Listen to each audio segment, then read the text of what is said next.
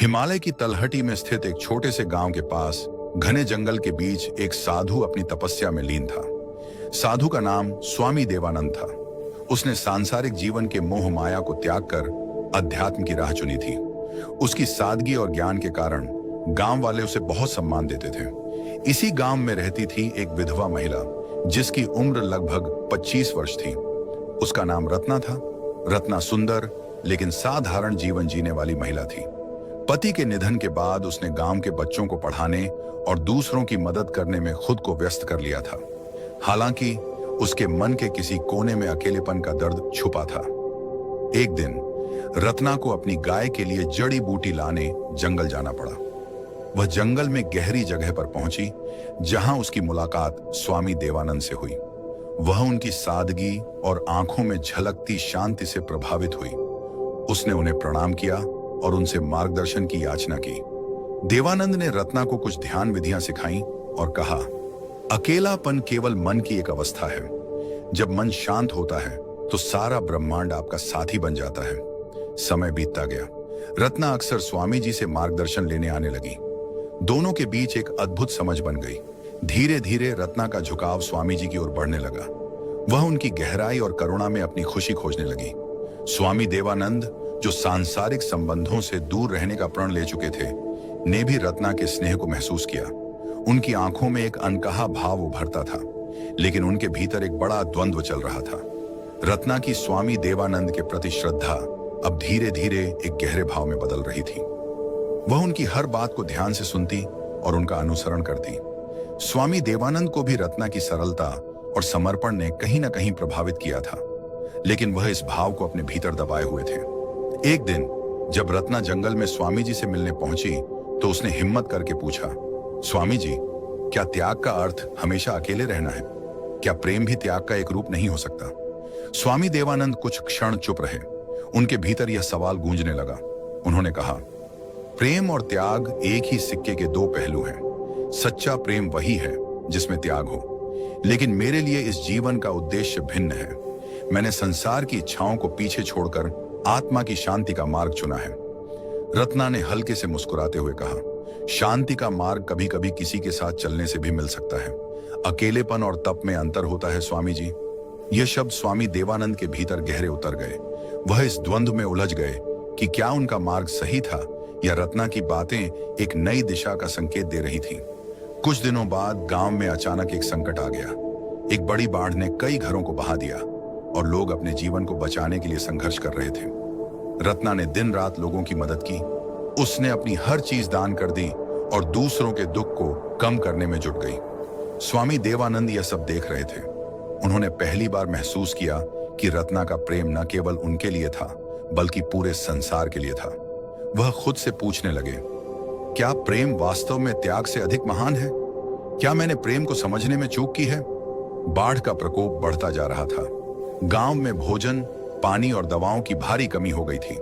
रत्ना ने अपनी पूरी शक्ति और समर्पण के साथ लोगों की सहायता की। वह खुद भूखी रहकर भी जरूरतमंदों के लिए खाना जुटाती, बीमारों की देखभाल करती और बच्चों को सुरक्षित स्थान पर ले जाती। स्वामी देवानंद ने रत्ना के इस निस्वार्थ समर्पण को देखा। वह समझ गए कि रत्ना का प्रेम केवल व्यक्तिगत नहीं था, बल्कि यह पूरे संसार के लिए करुणा का प्रतीक था। एक रात जब रत्ना थकी मांदी और घायल अवस्था में एक पेड़ के नीचे बैठी थी, स्वामी देवानंद ने उसके पास जाकर कहा, रत्ना, तुमने जो त्याग किया है वह सच्चे प्रेम का सबसे सुंदर रूप है। तुमने मुझे प्रेम का ऐसा स्वरूप दिखाया जिसे मैंने कभी समझा नहीं था। रत्ना ने थकी आंखों से स्वामी जी की ओर देखा और धीरे से कहा, स्वामी जी, प्रेम में त्याग का महत्व होता है, लेकिन अगर प्रेम किसी को शक्ति और दिशा दे तो यह स्वयं तपस्या बन जाता है। स्वामी देवानंद का हृदय इस क्षण में द्वंद्व और शांति के बीच डोलने लगा। उन्होंने सोचा, क्या यह मेरा मार्ग बदलने का संकेत है? क्या मेरी तपस्या का उद्देश्य यही प्रेम और सेवा है? दूसरे दिन स्वामी देवानंद ने गांव वालों की मदद के लिए खुद को समर्पित कर दिया। उन्होंने अपने साधना स्थल को राहत शिविर में बदल दिया। रत्ना और स्वामी देवानंद ने मिलकर लोगों की सेवा की, लेकिन उनके भीतर एक अनकहा भाव अब भी रहस्यमय था। बाढ़ का असर धीरे धीरे कम हो रहा था। गांव के लोग वापस अपनी जिंदगी बसाने की कोशिश कर रहे थे। इस कठिन समय में रत्ना और स्वामी देवानंद ने मिलकर जो सेवा की, उसने न केवल गांव वालों के दिलों में उनके प्रति सम्मान बढ़ाया, बल्कि उनके बीच एक अनदेखा रिश्ता भी गहराई से पनपने लगा। एक शाम जब सूरज ढल रहा था और आसमान हल्की नारंगी आभा में रंगा था, रत्ना स्वामी जी के साधना स्थल के पास बैठी थी। उसने धीरे से कहा, स्वामी जी, मैंने सोचा था कि इस जीवन में मैं अकेले ही चलूंगी, लेकिन आपसे मिलकर मुझे महसूस हुआ कि किसी का साथ मिलना भी एक आशीर्वाद हो सकता है। स्वामी देवानंद, जो अपने विचारों में गहरे डूबे हुए थे, ने उसकी बात सुनी। उन्होंने रत्ना की ओर देखा और कहा, रत्ना, मैंने प्रेम को हमेशा मोह समझा और उससे दूर भागता रहा, लेकिन तुमने मुझे सिखाया कि सच्चा प्रेम स्वयं से ऊपर उठकर दूसरों की भलाई के लिए जीने का नाम है। तुम्हारे समर्पण और निस्वार्थता ने मेरे हृदय को छू लिया है। रत्ना की आंखों में खुशी के आंसू थे। उसने कहा, अगर प्रेम त्याग में है तो मैं अपना जीवन आपके साथ इस त्याग और सेवा के मार्ग पर बिताने को तैयार हूं। स्वामी देवानंद ने अपने भीतर एक गहरी शांति महसूस की। उन्होंने स्वीकार किया कि रत्ना के साथ उनका बंधन केवल सांसारिक नहीं था, बल्कि यह उनके आध्यात्मिक सफर का एक हिस्सा बन चुका था। रत्ना और स्वामी देवानंद के बीच का रिश्ता अब गहराई तक उतर चुका था। रत्ना ने अपने मन और आत्मा को पूरी तरह स्वामी जी के प्रति समर्पित कर दिया था।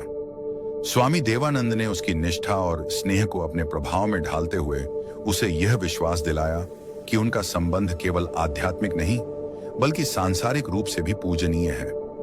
एक रात जब पूरा गांव गहरी नींद में था, स्वामी जी ने रत्ना को अपने साधना स्थल पर बुलाया। उनके शब्दों में एक अजीब सी मिठास और आकर्षण था। उन्होंने कहा, रत्ना, हमारा संबंध केवल आत्मा तक सीमित नहीं रहना चाहिए, यह प्रेम की सबसे पवित्र अवस्था में बदल सकता है। रत्ना, जो पहले से ही उनके प्रभाव में थी, इस विचार का विरोध नहीं कर पाई। उसने इसे स्वामी जी के आध्यात्मिक ज्ञान का हिस्सा मान लिया।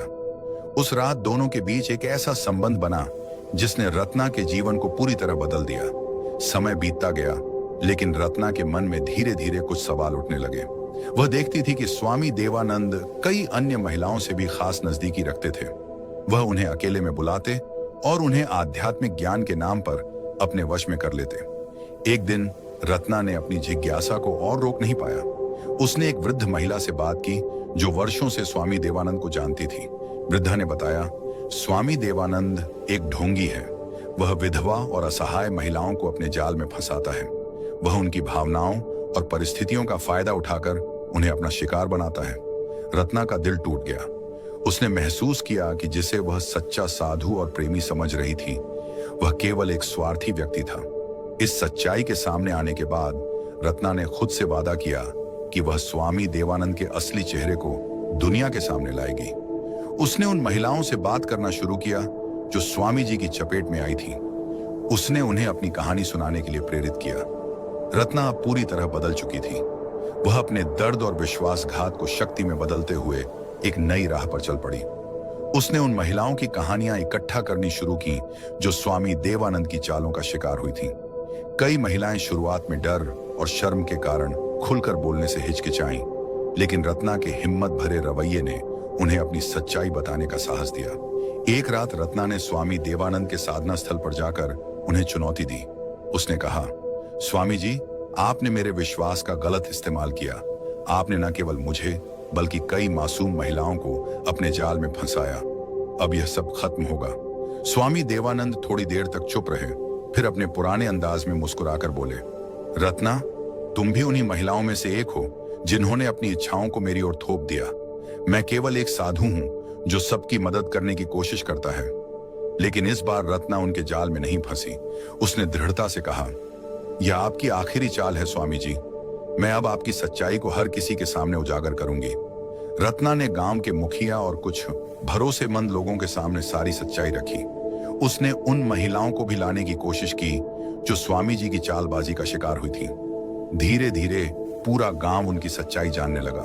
लेकिन स्वामी देवानंद इतनी आसानी से हार मानने वाले नहीं थे। उन्होंने अपने प्रभाव और चालाकी का इस्तेमाल करते हुए यह साबित करने की कोशिश की कि रत्ना झूठ बोल रही है। गांव के कुछ लोग अब भी उनकी तरफ थे, जबकि कुछ रत्ना का समर्थन कर रहे थे। अब यह लड़ाई केवल रत्ना और स्वामी देवानंद के बीच की नहीं थी, यह न्याय और अधर्म के बीच का संघर्ष बन चुकी थी। रत्ना ने निर्णय लिया कि वह इस लड़ाई को अंत तक लड़ेगी, चाहे कुछ भी हो। स्वामी देवानंद, जो पहले केवल रत्ना और कुछ अन्य महिलाओं को अपने प्रभाव में लाकर अपने स्वार्थ की पूर्ति करता था, अब अपनी योजनाओं को और भी चालाकी से बढ़ा रहा था। उसने धीरे धीरे गांव की सभी महिलाओं को अपने जाल में फंसाना शुरू किया। हर महिला की स्थिति और भावना को समझकर स्वामी जी ने उन्हें अपनी आध्यात्मिक शिक्षा और आध्यात्मिक समृद्धि का झांसा देना शुरू किया। कुछ महिलाएं जो अकेली थीं या जिन्होंने दुख झेले थे, स्वामी देवानंद की बातों में आकर उसके करीब आईं। वह उन्हें अपने ज्ञान से जोड़ने के लिए एक तरह से आध्यात्मिक वचन देता और फिर धीरे धीरे उनके आत्मविश्वास को तोड़ता। स्वामी देवानंद का तरीका बहुत निपुण था। वह कभी भी अपने इरादों को स्पष्ट रूप से नहीं दिखाता था। वह गांव की महिलाओं को यह विश्वास दिलाता था कि वह उन्हें आध्यात्मिकता के उच्चतम स्तर पर ले जा सकता है, जहां उनकी आत्मा को मुक्ति मिल सकती है। इसके बदले में वह उन्हें अपनी इच्छाओं का पालन करने के लिए मजबूर करता, यह दिखाते हुए कि यह सब एक उच्च उद्देश्य का हिस्सा था। गांव की कई महिलाएं, जिन्होंने पहले कभी ऐसी किसी स्थिति का सामना नहीं किया था, धीरे धीरे स्वामी जी के प्रभाव में आने लगी। उनके विश्वास को और अधिक गहरा करने के लिए स्वामी देवानंद ने उन्हें यह विश्वास दिलाया कि वह केवल उन्हें मदद करने के लिए ऐसा कर रहे थे और उनका मनुष्य रूप में कोई दोष नहीं था। सभी कार्य उच्च आध्यात्मिक उद्देश्य के लिए थे। इस दौरान रत्ना की स्थिति और भी कठिन होती जा रही थी। वह अकेले ही स्वामी देवानंद के खिलाफ संघर्ष कर रही थी, लेकिन अब गांव की अधिकांश महिलाएं उसकी मदद करने के बजाय स्वामी जी के पक्ष में खड़ी थीं। वह देख रही थी कि स्वामी देवानंद का जाल अब और भी गहरा हो चुका था और उसकी लड़ाई अब और भी कठिन हो गई थी। स्वामी देवानंद का जाल अब गांव में फैल चुका था। वह न केवल महिलाओं के विश्वास और भावनाओं का फायदा उठा रहा था, बल्कि उनके आत्म संस्कार और आत्मविश्वास को भी पूरी तरह से तोड़ रहा था। अब अधिकांश महिलाएं उसकी शरण में आ चुकी थीं और वह उन्हें अपनी इच्छाओं का पालन करने के लिए और अपनी परतों में फंसाने के लिए लगातार नए तरीके अपनाता था। रत्ना, जो पहले स्वामी देवानंद के खिलाफ खड़ी थी, अब अकेली महसूस कर रही थी। उसने देखा कि गांव की अधिकांश महिलाएं स्वामी जी की बातों में आ चुकी थीं। वह जानती थी कि उसे जल्दी कुछ करना होगा, क्योंकि अगर स्वामी जी का जाल पूरी तरह फैल गया तो फिर उसे और किसी को बचाना मुश्किल हो जाएगा। एक दिन रत्ना ने एक योजना बनाई। उसने कुछ महिलाओं को इकट्ठा किया जो स्वामी देवानंद के वास्तविक उद्देश्य को समझने लगी थी और उन्हें यह समझाया कि स्वामी जी का उद्देश्य उन्हें सिर्फ अपने स्वार्थ के लिए फंसा लेना है। रत्ना ने उन्हें सचेत किया कि अगर वे मिलकर सामने आए तो वे स्वामी जी को उसके जाल से बाहर ला सकती हैं। लेकिन स्वामी देवानंद का प्रभाव अब इतना गहरा हो चुका था कि कुछ महिलाएं तो रत्ना के खिलाफ हो गईं और उसे झूठा साबित करने की कोशिश करने लगी। स्वामी जी ने रत्ना को पागल और भ्रमित करार दिया और वह अपने प्रभाव का पूरा इस्तेमाल करके उन महिलाओं को भी अपने पक्ष में करने में सफल हो गया। स्वामी देवानंद की चालाकियां अब और भी गहरी हो गईं।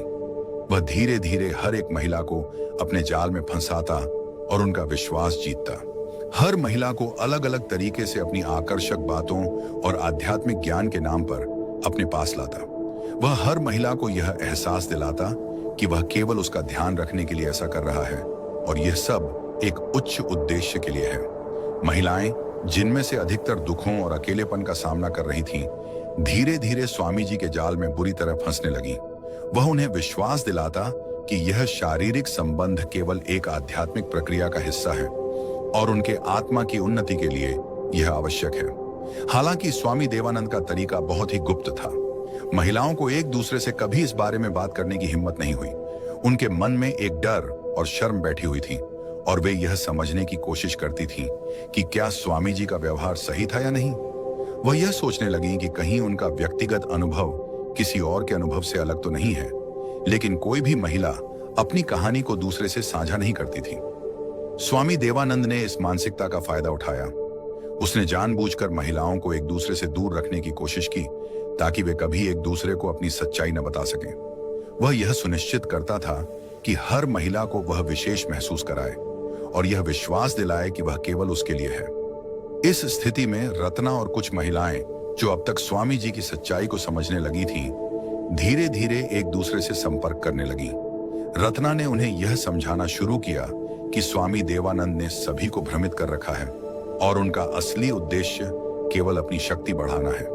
लेकिन स्वामी देवानंद, जो अपनी योजनाओं में निपुण था, जल्द ही यह समझ गया कि कुछ महिलाएं उसके खिलाफ साजिश कर रही हैं।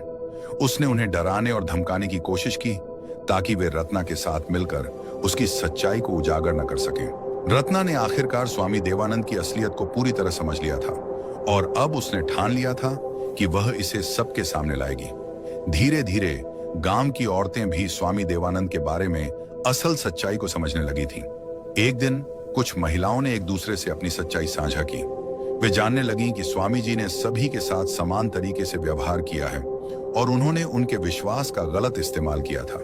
इन महिलाओं ने धीरे धीरे मिलकर रत्ना की मदद से स्वामी देवानंद के खिलाफ आवाज उठानी शुरू की। उन्होंने अपनी परेशानियों और डर को एक साथ साझा किया और यह महसूस किया कि उनके भीतर एक शक्ति है जो स्वामी जी के खिलाफ खड़ा होने में मदद कर सकती है। स्वामी देवानंद, जो अब तक अपने प्रभाव और चालाकी से सभी को नियंत्रित कर चुका था, अब अचानक घिरता हुआ महसूस करने लगा। वह देख रहा था कि महिलाएं एक साथ आ रही हैं और उसकी असलियत का खुलासा करने के लिए तैयार हैं। यह उसे पूरी तरह से चौंका और वह घबराया हुआ था। स्वामी देवानंद ने अपनी चालाकियों को और बढ़ाने की कोशिश की, लेकिन अब महिलाएं उसे समझने लगी थीं। उन्होंने सब मिलकर गांव के प्रमुख और अन्य प्रभावशाली व्यक्तियों से संपर्क किया और स्वामी जी की सच्चाई का खुलासा किया। गांव में टहलका मच गया। अब स्वामी देवानंद को जवाब देना पड़ा। गांव के लोग, जो पहले उसे एक आदर्श और सच्चे साधु के रूप में मानते थे, अब उसके खिलाफ खड़े हो गए थे। रत्ना ने इस लड़ाई में उनका मार्गदर्शन किया और सभी महिलाओं ने एकजुट होकर स्वामी जी की दुष्कर्मों की कहानी को गांव के प्रमुखों और पंचायत के सामने रखा। स्वामी देवानंद ने अपनी स्थिति को बचाने के लिए अपनी पुरानी चालाकियों को अपनाने की कोशिश की। वह दावा करने लगा कि वह एक योगी है और उसका उद्देश्य केवल आध्यात्मिक उन्नति है, लेकिन अब उसकी बातें किसी को भी प्रभावी नहीं लग रही थीं। गांव के प्रमुख और अन्य लोग, जो पहले उसकी ओर झुके हुए थे, अब उसे दोषी मानने लगे। कई महिलाएं, जिन्होंने पहले उसकी बातों में आकर उसकी गलतियों को नजरअंदाज किया था, अब उसके खिलाफ खड़ी हो गईं और उसने स्वीकार किया कि स्वामी देवानंद ने उनके साथ गलत किया था। स्वामी देवानंद का प्रभाव अब पूरी तरह से टूट चुका था। उसकी सच्चाई सामने आने के बाद न केवल गांव के लोग, बल्कि दूर दराज के इलाके से भी लोग उसकी असलियत को जानने के लिए आए थे। महिलाओं ने अपने अनुभवों और गवाहियों के आधार पर स्वामी देवानंद के खिलाफ कानूनी कार्रवाई की मांग की। रत्ना और अन्य महिलाओं ने मिलकर यह सुनिश्चित किया कि कोई भी महिला भविष्य में इस तरह के शोषण का शिकार न हो। गांव में धीरे धीरे बदलाव आ रहा था। महिलाओं को अब अपनी आवाज उठाने का साहस मिला था और वे अपनी स्थिति को बेहतर बनाने के लिए एकजुट हो रही थीं। स्वामी देवानंद की सत्ता अब पूरी तरह से खत्म हो चुकी थी और गांव में शांति और न्याय का नया दौर शुरू हुआ। स्वामी देवानंद, जो अब पूरी तरह से बेनकाब हो चुका था, ने महसूस किया कि अब उसके पास कोई रास्ता नहीं बचा। गांव में उसकी सच्चाई सामने आ चुकी थी और उसकी हालत बहुत खराब हो गई थी। उसने अपने आप को घिरा हुआ महसूस किया और तय किया कि उसे इस जगह को छोड़ना होगा। रात के अंधेरे में बिना किसी को बताए वह गांव से भाग खड़ा हुआ। स्वामी देवानंद अब एक नए ठिकाने की तलाश में था और उसकी नजर एक बड़े और समृद्ध राज्य पर थी। वहां के राजा का नाम राजा विशाल था और उसकी दरबार में बहुत सम्मान था। राजा विशाल के राज्य में बहुत सारे लोग थे और स्वामी देवानंद ने सोचा कि यहां उसे फिर से अपनी पहचान बनाने का मौका मिल सकता है। राजा विशाल के राज्य में पहुंचने पर स्वामी देवानंद ने अपनी पहचान बदल ली। उसने खुद को एक और महान योगी के रूप में प्रस्तुत किया और दावा किया कि वह एक पवित्र संत है जो अपनी साधना के लिए आया है। उसकी चालाकी के कारण राजा विशाल और उसके दरबार के लोग उसे तुरंत सम्मान देने लगे। स्वामी देवानंद ने राजा से मिलकर उसे अपने प्रभाव में लाने की योजना बनाई। वह राजा को यह बताने लगा कि वह उसकी मदद कर सकता है और राज्य में सुख शांति स्थापित करने के लिए अपनी आध्यात्मिक शक्तियों का इस्तेमाल करेगा। राजा विशाल, जो एक अच्छे शासक थे लेकिन अपनी राज्य की समस्याओं को लेकर थोड़े चिंतित थे, स्वामी देवानंद की बातों में आ गए। स्वामी देवानंद ने धीरे धीरे अपने प्रभाव को बढ़ाना शुरू किया और राजा की नजरों में खुद को एक गुरु के रूप में स्थापित करने लगा। लेकिन स्वामी देवानंद की सच्चाई अब भी खत्म नहीं हुई थी। उसके बारे में लोग धीरे धीरे सुनने लगे थे और राजा विशाल के राज्य में भी कुछ ऐसे लोग थे जो उसकी वास्तविकता को जानते थे। वे उससे सावधान रहने की चेतावनी देने लगे थे, लेकिन स्वामी देवानंद ने अपनी चालाकियों से उनकी आवाज को दबा दिया। राजा विशाल और रानी की आपस में एक अजीब सी दूरी थी। राजा विशाल एक ईमानदार और न्यायप्रिय शासक था, लेकिन रानी ने महसूस किया कि वह अपने पति के दिल और ध्यान को पूरी तरह से नहीं पा रही थी। राजा का समय अधिकांश राज्य के मामलों में बिता जाता था और रानी की कई इच्छाएं अनसुनी रह जाती थीं। रानी, जो पहले बहुत प्यार और समर्पण के साथ अपने पति के पास आई थी, अब महसूस करने लगी थी कि उसकी जगह दरबार में कम होती जा रही थी। रानी ने सोचा कि अगर वह राजा का ध्यान अपनी ओर खींचे तो राज्य के मामलों में भी उसका प्रभाव बढ़ सकता है। उसने यह महसूस किया कि केवल पारंपरिक तरीकों से काम नहीं चलेगा और उसे कुछ ऐसा करना होगा जो राजा को उसकी ओर आकर्षित करे। यह सोचकर रानी ने स्वामी देवानंद से मिलने का निर्णय लिया। स्वामी देवानंद, जो पहले ही राजा विशाल के दरबार में अपनी पैठ बना चुका था, ने रानी से मुलाकात की। उसने खुद को एक सिद्ध और महान योगी के रूप में प्रस्तुत किया और कहा, रानी, आपका दुख समझता हूं। यह राज्य और इसका शांति केवल तभी आएगा जब आप अपनी शक्ति का सही उपयोग करें। आप अपने पति के दिल में पूरी तरह से जगह बना सकती हैं। रानी ने स्वामी से अपने दिल की बात कही। राजा की व्यस्तता और उसकी राजनैतिक जिम्मेदारियों ने मुझे अकेला कर दिया है। मैं चाहती हूं कि वह मेरी तरफ ध्यान दे और हमारी शादी में सामंजस्य स्थापित हो। स्वामी देवानंद ने रानी को यह सलाह दी कि वह अपनी इच्छाओं और भावनाओं को एक नए तरीके से प्रस्तुत करें, लेकिन उसने साथ ही यह भी कहा कि उसकी मदद से यह संभव हो सकता है। स्वामी देवानंद ने रानी को यह विश्वास दिलाया कि वह उसे राजा के दिल में अपनी जगह बनाने में मदद करेगा और इसके लिए वह अपनी आध्यात्मिक शक्ति का इस्तेमाल करेगा। रानी ने स्वामी की बातों को सुना और उसने तय किया कि वह स्वामी से मदद लेगी ताकि वह अपने पति के दिल में अपनी जगह बना सके। लेकिन रानी को यह नहीं पता था कि स्वामी देवानंद अपनी चालों से केवल उसे ही नहीं बल्कि राजा को भी अपनी ओर आकर्षित करने की योजना बना रहा था। स्वामी देवानंद ने रानी की कमजोरियों और इच्छाओं को अच्छे से समझ लिया था। उसने देखा कि रानी के दिल में एक गहरी तन्हाई और प्रेम की कमी है जिसे वह पूरा करना चाहती थी। रानी की यह भावना स्वामी के लिए एक अवसर बन गई थी। वह अपनी चालाकी से उसे और भी अपनी ओर आकर्षित करने लगा। एक दिन स्वामी देवानंद ने रानी से कहा, रानी, आप जो प्रेम और ध्यान चाहती हैं वह आपको राजा से नहीं मिल पा रहा। आपको लगता है कि आपकी भावनाओं को समझने वाला कोई नहीं है, लेकिन मैं आपकी व्यथा को समझता हूं। जो प्रेम आप अपने पति से नहीं पा पाई वह प्रेम हम आपको दे सकते हैं। मैं आपका समर्थन करूंगा और आपके सभी दुखों का इलाज करूंगा। रानी ने उसकी बातों को ध्यान से सुना और उसके मन में एक हलचल मच गई। स्वामी देवानंद ने उसे यह विश्वास दिलाया कि वह उसे न केवल राजा के मुकाबले अधिक प्रेम और सम्मान दे सकता है, बल्कि उसे अपना आत्मिक और मानसिक संतुलन भी पुनः प्राप्त करने में मदद करेगा। स्वामी की बातों में ऐसा कुछ था जो रानी को आकर्षित करता था और धीरे धीरे उसने उसे अपनी आत्मिक उलझनों को सुलझाने के लिए सहारा समझा। स्वामी देवानंद ने रानी को यह समझाया कि राजा के प्यार के लिए उसे कुछ ज्यादा करने की जरूरत नहीं है। वह खुद ही एक शक्तिशाली महिला बन सकती है और उसके जीवन में वही प्रेम होगा जिसे वह ढूंढ रही थी। स्वामी ने यह भी दावा किया कि यह प्रेम एक आध्यात्मिक प्रक्रिया का हिस्सा है और उसे इसका पालन करना चाहिए। रानी, जो अब पूरी तरह से स्वामी की बातों में उलझ चुकी थी, धीरे धीरे उसकी गिरफ्त में आ गई। स्वामी ने उसे यह एहसास दिलाया कि राजा के पास समय नहीं है, लेकिन वह हमेशा उसकी मदद करने के लिए मौजूद रहेगा। इस तरह से स्वामी देवानंद ने रानी को अपनी तरफ खींच लिया और दोनों के बीच एक नया संबंध बन गया। राजा विशाल, जो अपनी पत्नी रानी के बदलते व्यवहार और स्वामी देवानंद के प्रभाव को लेकर पहले ही कुछ संकोच में था, अब पूरी तरह से जाग गया। वह यह महसूस करने लगा था कि रानी और स्वामी के बीच कुछ गड़बड़ हो सकता है। रानी के और स्वामी देवानंद के बीच बढ़ते रिश्ते को देखकर राजा के मन में शंका उत्पन्न हुई। राजा ने तय किया कि वह इस मामले का पूरी तरह से पता लगाएगा। एक रात जब रानी और स्वामी देवानंद अचानक महल से गायब हो गए, राजा ने अपनी खुफिया जानकारी जुटानी शुरू की। उसे पता चला कि रानी और स्वामी देवानंद दोनों जंगल की ओर भाग गए थे। यह सुनकर राजा को गहरा झटका लगा। उसे यकीन नहीं हो रहा था कि उसकी पत्नी, जिसे वह पूरी तरह से विश्वास करता था, ने उसे धोखा दिया था। राजा विशाल, जो अब बहुत गुस्से में था, जंगल की ओर निकल पड़ा। उसके साथ कुछ निष्ठावान सैनिक भी थे और वह स्वामी और रानी के पीछे चला गया।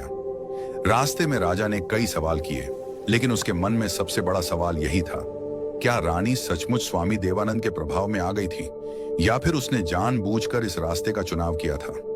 जंगल में पहुंचने के बाद राजा विशाल ने अपनी पत्नी और स्वामी देवानंद को देखा।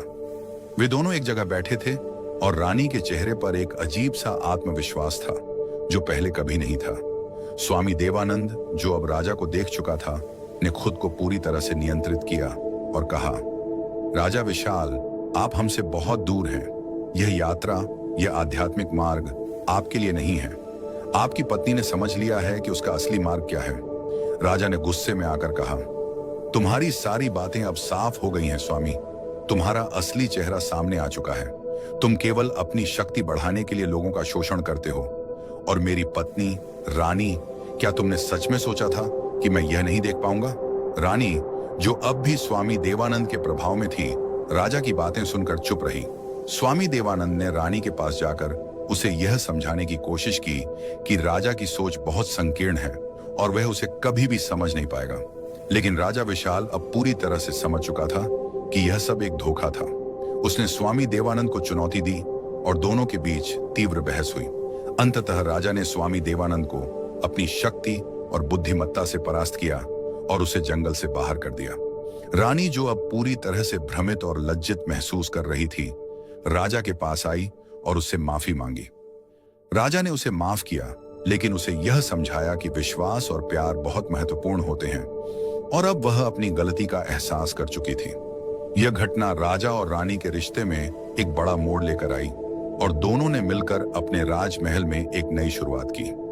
स्वामी देवानंद के खिलाफ सख्त कदम उठाए गए और उसकी सच्चाई को सबके सामने लाया।